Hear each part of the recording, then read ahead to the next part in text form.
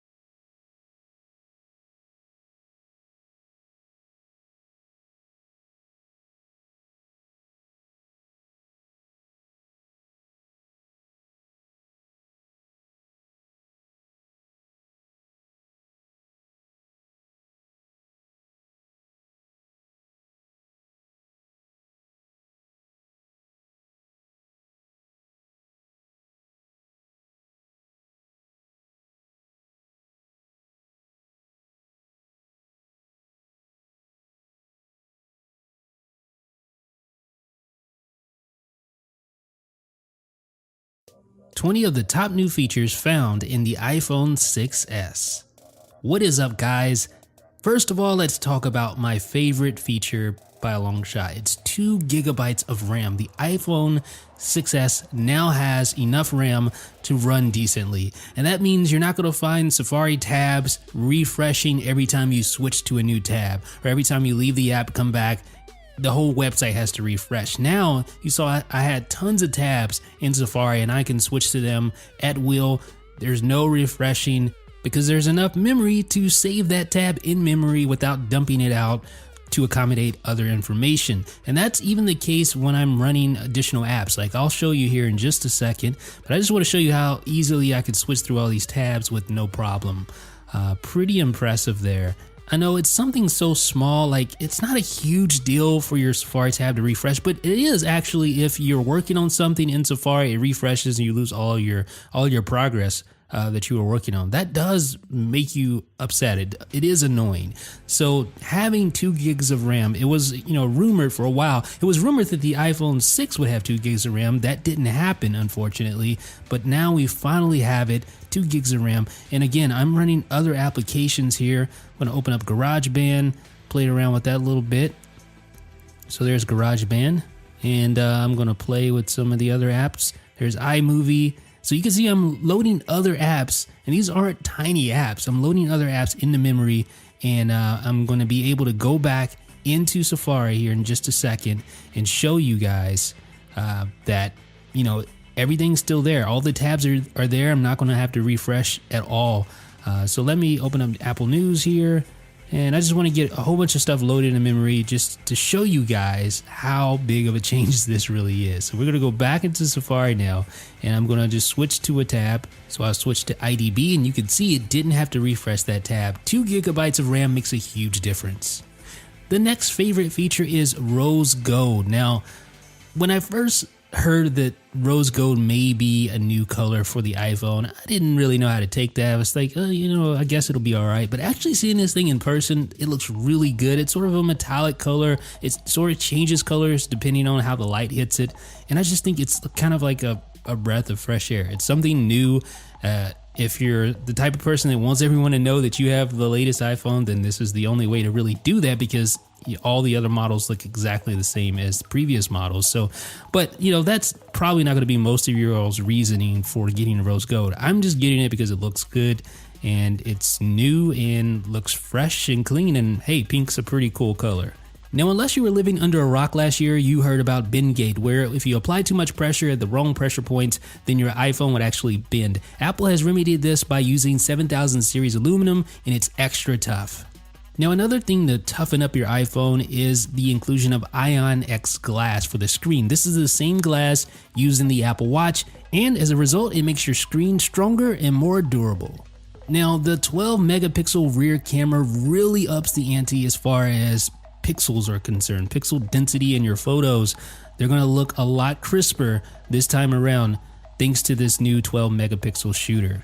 And the front-facing camera got some love as well. Now it's a 5 megapixel front-facing camera, so it doesn't have that blurry, just nasty looking effect. Now your front-facing photos actually look, well, really good, and it's perfect for selfies, which we'll talk about in just a second. It's perfect for apps like Snapchat. So yeah, it's leaps and bounds better than last year's front-facing camera. And speaking of selfies, there's a new Retina Flash feature which will flash your screen to light up your selfie photos just right.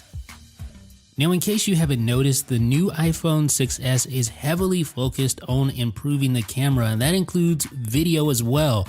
You can now shoot 4K videos at 30 frames per second. Just go into the photo and camera settings and change the option there, and this is what you get.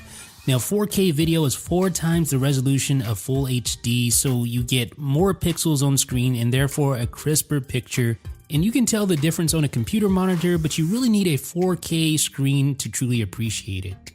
Now, another addition to this generation is optical image stabilization for video. Now, this is for the iPhone 6s Plus only, which is on the right side of the screen there. That is the iPhone 6s Plus. The iPhone 6s does not have optical image stabilization for either still photos or video. So it does make a difference. You see the camera's a lot more shaky on the left, which is just the iPhone 6s. And on the right side, the iPhone 6s Plus with OIS, it is a lot smoother. And you'll notice this even more so when you're shooting videos yourself. And this is obviously beneficial for those of you who like to shoot handheld, meaning you're not mounting your iPhone to a tripod when you're shooting video or taking photos.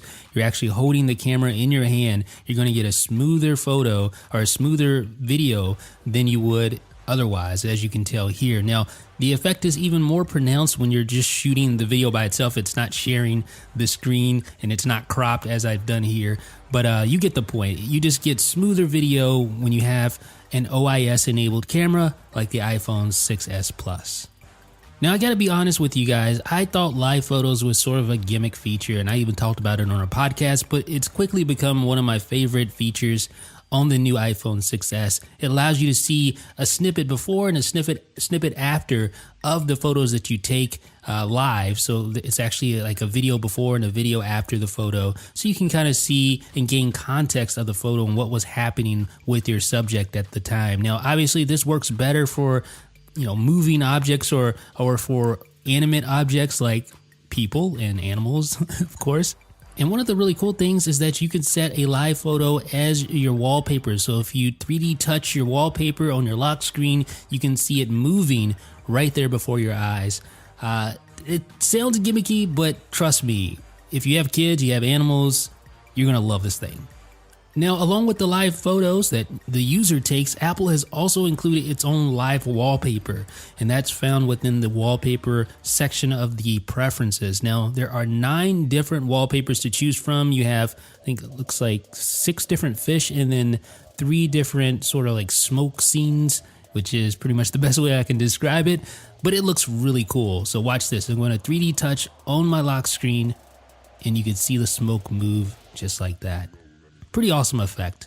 So again, there are 2 additional smoke scenes, but there's also lots of fish to check out. So let's go back into our live section. Let's check out one of these fish here. So there's one, and I'm gonna lock my device, and I'm gonna 3D touch the screen to animate the fish.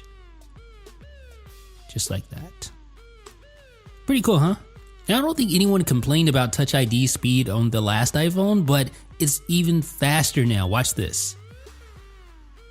Look how quick it unlocks your device there. It's almost instantaneous, so much so that you pretty much can't press the home button just to wake your device and check the lock screen for notification, because it's going to unlock your device instantly. I mean, it's really that fast. Now, Apple is claiming that there is now faster Wi-Fi in the iPhone 6s. I don't doubt that at all, but it's so hard to test because there's just so many varying factors involved, so I don't even really try to test that. But according to Apple, there is faster Wi-Fi in this new iPhone 6s. And there's faster LTE, but the same principle applies there as well. And Apple has updated Bluetooth in the iPhone 6s, which could mean less interference between it and LTE, which is a good thing. Now, here is another flagship feature. 3D Touch is awesome. Basically, you press in on the screen on an app icon, for instance, and you can get some additional options, like you can go directly to a search or directly to a new message for the Mail app, or you can go directly to create a new message right there in the Messages app. There's all sorts of 3D Touch actions that you can perform here on the home screen. But it's not just limited to the home screen app icons. You can, for instance, press on a message lightly in the Mail app to peek at a message, just like that, and sort of read it.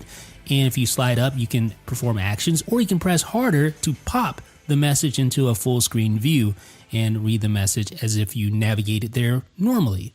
I'm telling you, 3D Touch feels like an absolute game changer to me, and a really cool thing about this is that third-party developers can get in the game. They can implement 3D Touch inside their apps on the home screen with their app icons and do all sorts of cool things. Think about gamers. Think about gaming with 3D Touch. This, I'm telling you, is the big feature that we're going to see implemented in all sorts of phones copying off the iPhone 6s in the future.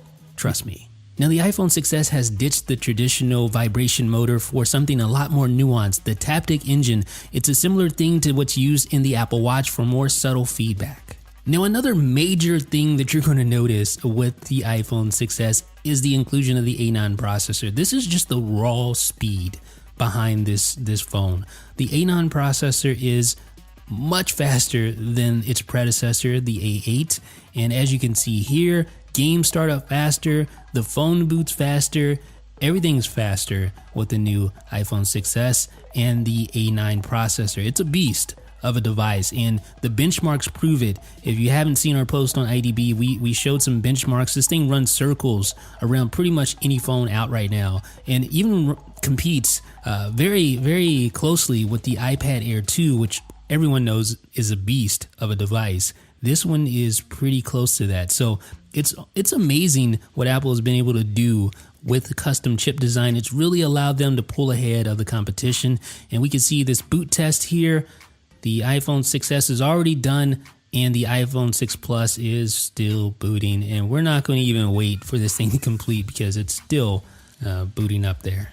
Now, another new feature is the embedded M9 motion coprocessor. Not only will it allow you to count your steps, but it also can track whether you're walking or running. And it also works with the new, yes, right here, untethered Hey Siri functionality. This is courtesy of that M9 motion coprocessor. So you can do things like this. The phone isn't even plugged in, yet Siri is always at your beck and call. Folks, that has been 20 features found in the new iPhone 6s and 6s Plus. Let me know what you guys think down below in the comments. Which one is your favorite? Leave me a thumbs up if you appreciated this video. This is Jeff with iDownload Blog.